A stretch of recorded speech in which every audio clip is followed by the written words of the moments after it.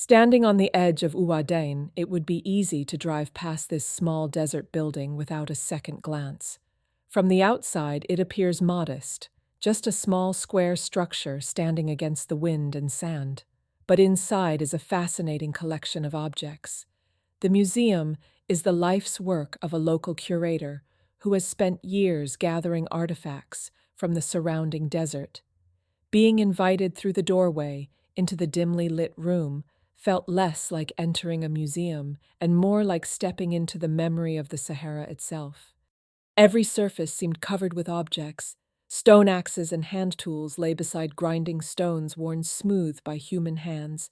Arrowheads and spear points were carefully arranged in rows.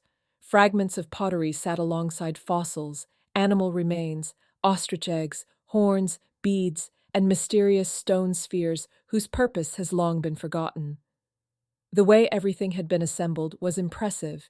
Each object was a fragment of a much larger story. Together they spoke of a landscape that has changed almost beyond recognition. Some of the stone tools may be tens or even hundreds of thousands of years old, while others belong to the Neolithic pastoral cultures that lived in the Sahara during the African humid period, when the Sahara was not a desert at all, but a region of lakes, rivers, grasslands, and scattered woodland.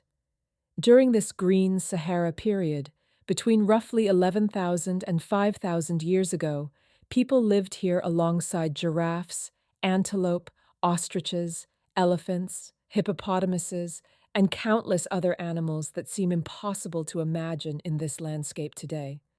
The curator moved through the collection with obvious pride, picking up objects and explaining their significance while our guide translated into English. One display held dozens of remarkably round stone balls. They were described to us as mouth balls that were placed with the dead. Whether archaeology would fully agree with that interpretation, I cannot say. Some may have been ritual objects, others may have been tools. The truth is that many ancient objects refuse to surrender their secrets completely, and perhaps that uncertainty is part of their appeal. Among my favorite pieces were the extraordinary patterned stones collected from the Riche structure, the Eye of Africa itself. At first glance, they looked almost artificial. Split open, they revealed perfect concentric bands nested inside one another like contour lines on a map or the rings of a tree. Looking closely, they seemed to echo the great circular geology of the Risha on a miniature scale. Millions of years of geological history compressed into something small enough to hold in your hands. There were ostrich eggs, too, not just shells, but complete eggs, reminders of a time when ostriches were common across this region. Nearby sat antelope horns, stone tools, grinding stones, and fossil remains, each one a witness to a world that no longer exists. This museum echoed the petroglyphs we had seen earlier, carvings that were a communal record created over generations. One person carved a giraffe, another added cattle.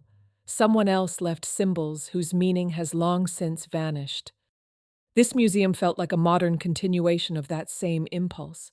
A spear point from one valley, a fossil from another, an ostrich egg, a stone axe, a fragment of the Risha, one person gathering together the scattered pieces of an enormous story before they disappear.